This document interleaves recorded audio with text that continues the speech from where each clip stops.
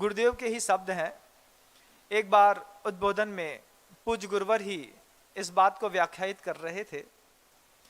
वे पूछते हैं पूरे संसार के लोगों से कि शरीर का स्वास्थ्य,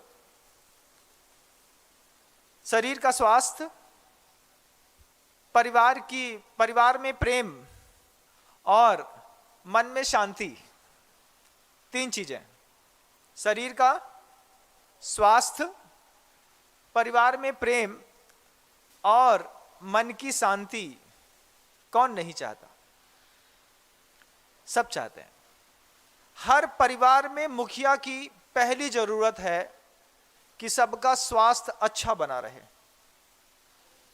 सब स्वस्थ रहें। परिवार के बड़े बस ये सोचते हैं। परिवार में उसी बड़े की अर्धांगिनी बार बार ये सोचती है कि पूरे परिवार में प्रेम बना रहे, और घर के लोग उस वातावरण में रहते हुए बार बार चिंतन करते हैं कि मन की शांति भी यहीं पर बनी रहे, तो फिर बाहर जाने की कोई जरूरत नहीं है। तीनों चीज घर के अंदर नहीं मिलती बंधु। शरीर का स्वास्थ्य भी घर के अंदर नहीं मिलता। क्यों? जीवन शैली ऐसी हो गई है कि उस जीवन शैली में वैज्ञानिक दृष्टिकोण में और आध्यात्मिक दृष्टिकोण में या शास्त्रीय दृष्टिकोण में बहुत अंतर हो गया। जहां आयुर्वेद और शास्त्रीय दृष्टिकोण कहते हैं कि आपको 3 से 5 के बीच में उठ जाना चाहिए। क्यों? क्योंकि लंग्स इस समय सबसे ज्यादा प्रॉपर काम करते रहते हैं। तो जो बहुत ज्यादा कॉन्शियस है अपने बॉडी को, फिजिक को लेकर के, वो 3 बजे से 5 बजे के बीच में शुद्ध प्राणवायु के लिए अपना बिस्तर छोड़ देते हैं। लंग्स तो वैसे दिन भर काम करते हैं, लेकिन इसकी सबसे प्रॉपर और हाइपर एक्टिविटीज रहती है तो सुबह 5 बजे की शुद्ध वायु के समय। उस समय आप अगर कभी सो करके उठा हो, आपने देखा हो, तो प्रॉपर रोड में लोग वॉकिंग करते रहते हैं, घूमते रहते हैं, कुछ लोग दौड़ते रहते हैं। जो लोग वॉकिंग करते रहते हैं, दौड़ते रहते हैं, उनको दौड़ने के बाद भी लंग्स में उतना अच्छा लाभ नहीं मिलता। आप पूछ सकते हैं महाराज क्यों नहीं मिलता?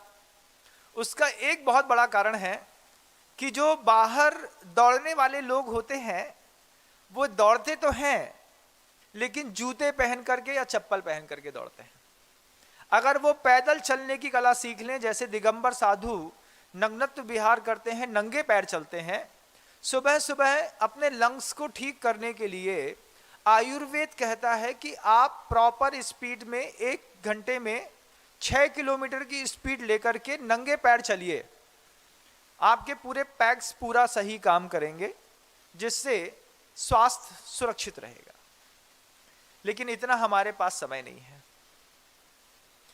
3 से 5 के बीच का समय ऐसा, 5 से 7 बजे के बीच का जो समय होता है बंधुओं, वो स्वास्थ्य को सुरक्षित रखने के लिए आयुर्वेद और शास्त्रीय विज्ञान कहता है कि इस समय मल निष्कासन का समय चल रहा होता है।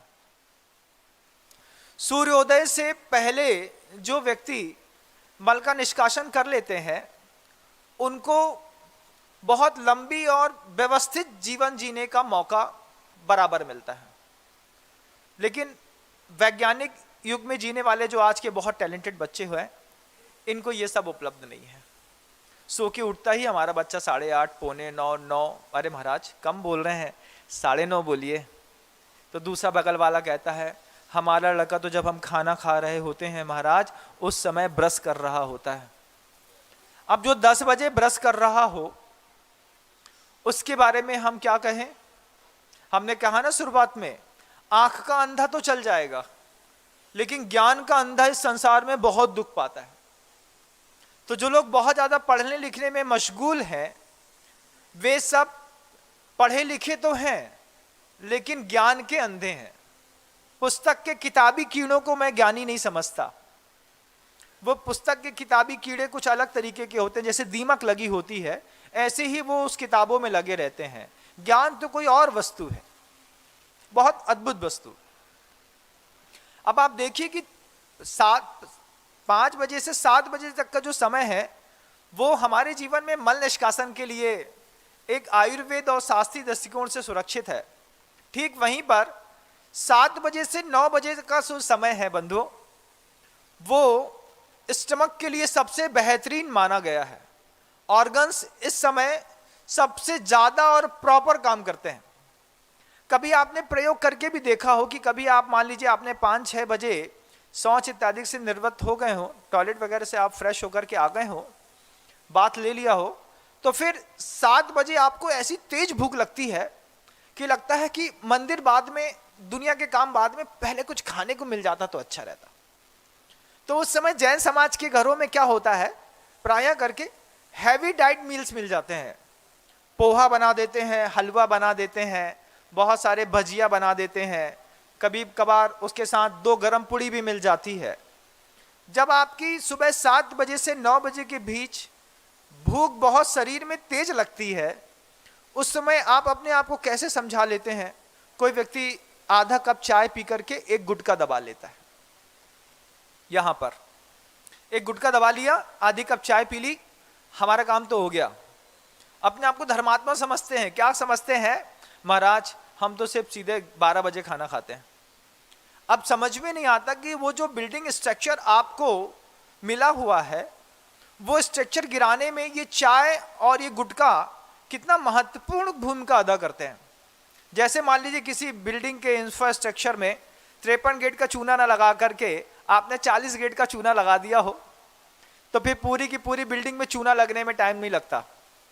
ठीक ऐसे ही सुबह सुबह वे लोग 7 बजे से 9 बजे के बीच में चाय पी करके अपनी जठराग्नि को नष्ट करने का भरपूर प्रयास करते हैं कि कुछ खाना ना पड़े, ये गरम गरम चाय पी लो और एक गुटखा दबा लो, इससे भूख दब जाएगी। जबकि अनुभव आयुर्वेद आचार्य कहते हैं, क्या कहते हैं कि 7 से 9 के बीच में आपका भोजन अच्छे से हो जाना चाहिए। महाराज जी हमारे घर में तो ये समय नाश्ते का है। वही तो बात मैं आपसे कहना चाहता हूं कि जब आपकी फिजिक के ऑर्गन सबसे ज्यादा काम करते हैं, स्टमक सबसे ज्यादा काम करता है, बॉडी के डेवलपमेंट में सबसे बेहतरीन समय है सुबह 7 बजे से 9 बजे का। अब आपको लगता है कि हमें बहुत तेज भूख लगी है, लेकिन आपके मान लीजिए परिवार की ऐसी व्यवस्था बनी हुई है कि सुबह सुबह आपको 2 टोस्ट मिलते हो ब्रेड लगा करके, या फिर 4 बिस्किट के साथ एक कॉफी मिल जाती है, या चाय मिल जाती है, या फिर छोटा सा थोड़ा सा पोहे की प्लेट मिल जाती है। तो आपको बताना चाहते हैं कि आप अपने ही शरीर के साथ शुरुआत से खिलवाड़ कर रहे हैं। जबकि जिन लोगों को सुबह 7 से 9 के बीच में बहुत तेज भूख लगती है, घर के अंदर उनको बता देना चाहिए कि आप पोहा तो बनाते ही हैं, एक सब्जी और बना दीजिए।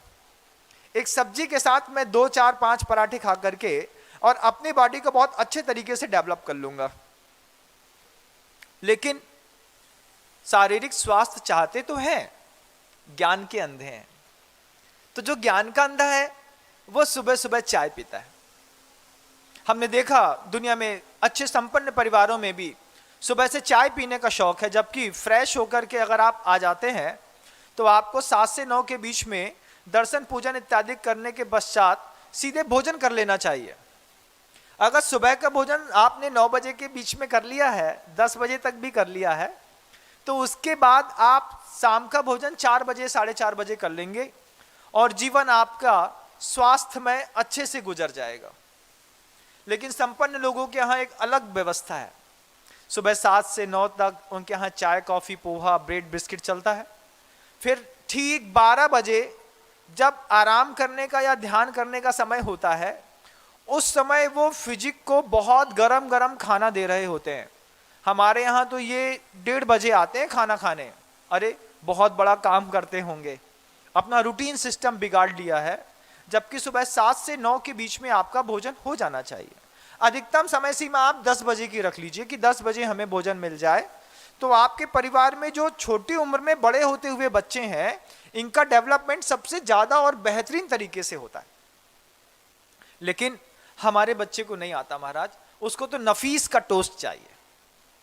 नफीस कंपनी का टोस्ट ले आए एक पैकेट, उसको चाय में डुबोया, 2 खा लिए और अपने आप को बहुत बड़ा पढ़ा लिखा लिटरेट समझते हैं। जीवन शैली है बंधुओं, एक बार चिंतन तो हमें करना पड़ेगा।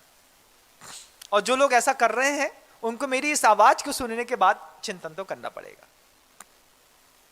क्योंकि 3 चीजें सब चाहते हैं। सबसे पहले शारीरिक स्वास्थ्य, फिर परिवार में प्रेम, और तीसरा मन की शांति। लेकिन ये 3 चीज मिलती नहीं बंधु। शारीरिक स्वास्थ्य जब बिगड़ता है उसको सुधारने के लिए संपत्ति बेमानी हो जाती है, इसलिए कभी भी शरीर के साथ खिलवाड़ ना करें। फिर बच्चे जो पढ़े लिखे हो रहे होते हैं, पढ़ लिख रहे होते हैं, मान लीजिए सीए कर रहा है, सीएस कर रहा है, एमबीए कर रहा है, और एमबीए सीए सीएस करने में सफल हो गया। अब ये अपने शरीर का कैसा खिलवाड़ करते हैं कि जॉब कंपनी, जिन कंपनियों में इनको जॉब मिलता है उनके यहां नाइट शिफ्ट में काम किया जाता है। अमेरिकन कंपनी में काम कर रहे हैं, लड़के की रात की शिफ्ट शुरू होती है रात को ठीक 11:30 बजे से सुबह 3:45 4:30 बजे तक। जब दुनिया भर के विषैले तत्व शरीर से निकल करके बाहर निकलने को आतुर होते हैं, उस समय आपका बच्चा 18 लाख, 15 लाख, 20 लाख, 12 लाख के पैकेज के चक्कर में अपनी नाइट शिफ्ट में काम करके अपने पूरे के पूरे ह्यूमन बायोलॉजिकल क्लॉक को डिस्टर्ब कर देता है। और जब ह्यूमन बायोलॉजिकल क्लॉक डिस्टर्ब हो जाती है उसके बाद शरीर का स्वास्थ्य धीरे धीरे करके गिरता है बंधु। कैसा गिरता है हम आपको दिखाते हैं कि जिसकी ह्यूमन बायोलॉजिकल क्लॉक डिस्टर्ब हो गई है, वो बच्चा जो सुबह 4:30 बजे अपनी कंपनी का काम करके सोया है, वो सुबह 11 बजे सो करके उठेगा, ठीक 12 बजे उठेगा, नहाएगा, धोएगा, फ्रेश होएगा। जबकि कहा जाता है कि जब सिर के ऊपर सूर्य आ जाए उस समय भोजन नहीं करना चाहिए, क्योंकि ऊष्मा उग्रतम स्तर पर होती है। उस समय उसको उसके बैड हैबिट्स के कारण जो सामान या खाने को मिलता है, आप अचानक बोलते हैं कि महाराज ये लड़का पहले तो ठीक था लेकिन अभी अचानक धीरे धीरे धीरे करके मोटा होने लगा है। और मोटे होने के बाद धीरे समझ में आता है कि अंदर का मांस धीरे धीरे धीरे करके सड़ने लगा है। अचानक पता चलता है कि बड़ी कंपनी में जॉब करने वाले बच्चे को अंदर हार्ट अटैक की प्रॉब्लम आ गई। उसका फैट प्रोटीन्स जो अंदर डिपॉजिट में जमा हो गया है वो धीरे धीरे सड़ने लगा है महाराज। एक अजीब सी नई बीमारी आई है।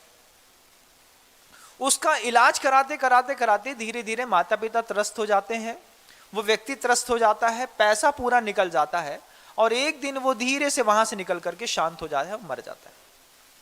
ये आज के सिस्टम के ज्ञान के अंधे लोगों की जीवन शैली है। वे सुबह उठ नहीं सकते, समय समय पर भोजन कर नहीं सकते, शुद्ध भोजन उनको घर के अंदर रहने के बाद भी पसंद नहीं है। विदेशी संस्कृति में एक ऐसा वातावरण है, उस वातावरण में टमाटर केचप है, चिली सॉस है, ब्रेड है, बिस्किट है, या फिर रेडी टू ईट मील को खाना पड़ता है। लेकिन भारतीय संस्कृति इसके बिल्कुल विपरीत समशीतोष्ण वातावरण को लेकर के है। इस समशीतोष्ण वातावरण में आपको चिली सॉस, टमाटो सॉस खाने की कोई जरूरत नहीं है। जब आपके घर में पता चलता है कि आपको फ्रेश टमाटर्स मिलते हैं, आप उसकी सब्जी बना सकते हैं, चटनी बना सकते हैं, खड़ा मिर्च ले सकते हैं, गरम गरम रोटी खा सकते हैं, दाल सब्जी खा सकते हैं। लेकिन बच्चों को सुख नहीं है। और फिर धीरे धीरे वैभव इतना बढ़ता है कि घर के अंदर काम करने की माँ बहनों की इच्छा नहीं है। सुबह 12 बजे लड़के को खाने को होता है तो पूरी फैमिली में लोगों ने सेट कर लिया है, सब आजाद हैं घर के लोग। पति को जब इच्छा होगी बाजार से खाना बुलाएगा, खा लेगा। माँ को जब इच्छा होगी वो धीरे से फोन कर देगी, घर के अंदर थाली आ जाएगी। बच्चा अपने कमरे में ऊपर इंटरनेट के साथ इतना बिजी है, उसको जो भी खाना है जोमेटो स्विगी ला करके दे देंगे और वो खा लेंगे। बच्चे को नहीं खाया जा रहा बंधु, बच्चे भोजन नहीं कर रहे, बच्चे को खाया जा रहा है इन बारीकी की समझने वाली व्यवस्थाओं के साथ। आप मेरी बात को नहीं सुनेंगे, इग्नोर कर देंगे, कोई मुझे प्रॉब्लम नहीं है, लेकिन प्रॉब्लम आपके परिवार में खड़ी होने वाली है। माता पिता सुन रहे हैं तो अपने बच्चे को संभालने की कोशिश करें। अगर बच्चा अकेला है तो बच्चा अपने आप को संभालने की कोशिश करे। कोशिश करें कि हम थाली में बैठ करके गर्म भोजन कहीं भी जाकर के कर लें, जो हमारे स्वास्थ्य के लिए बहुत ज्यादा जरूरी है। चाहते तो सब हैं शरीर का स्वास्थ्य सुरक्षित रखना, लेकिन उपयोग नहीं चाहता। उपयोग वहां भी नहीं जाता जहां पर आप देखते हैं कि रिलायंस फ्रेश में जब आप बिल्कुल एक तरीके के एप्पल और एक तरीके का टमाटर देखते हैं, आप देखते हैं कि जेनेटिक कोड को तोड़ करके कुछ ऐसी चीज बनाई गई है जो वास्तव में प्राकृतिक है ही नहीं, जिसको general modified food, GM foods के नाम से, बीटी बैगन्स के नाम से भी आप जानते होंगे। ऐसे बीटी के बहुत सारे ऑप्शंस इस पूरे मार्केट पे आ गए। टमाटर मिलता है तो जेनेटिक मॉडिफाइड मिलता है, आपको बैगन मिलता है तो जेनेटिक मॉडिफाइड मिलता है, यहां तक तो अब तो लौकी भी जेनेटिक मॉडिफाइड मिलने लगी है। और तो और विज्ञान ने इतनी तरक्की करी है कि जेनेटिक मॉडिफाइड बच्चा भी मिलने लगा है।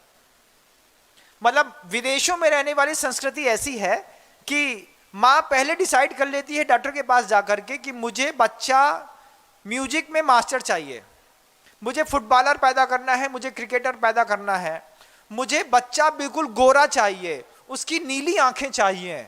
ये रिक्वायरमेंट्स डॉक्टरों के पास जाकर के मां अपने आप रख देती हैं, पिता रख देते हैं, और फिर उनके स्पर्म में ऐसे जेनेटिक चेंजेस किए जाते हैं जिसके माध्यम से जब बच्चा पैदा होता है तो वो ऑटोमेटिकली ही क्रिकेट का लवर मिलता है।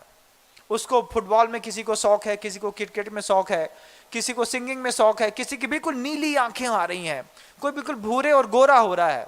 अब अफ्रीकन कंट्रीज में भी गोरे बच्चे पैदा होने लगे, जिसको अफ्रीका की समाज स्वीकार नहीं करती बंधु। उसके पीछे का कारण क्या है? जेनेटिक कोड को तोड़ा, खाने की वस्तुओं में भी तोड़ा और जीने वाले प्राणियों के साथ भी तोड़ा, और अजीब सी चीजें बनाना शुरू कर दी।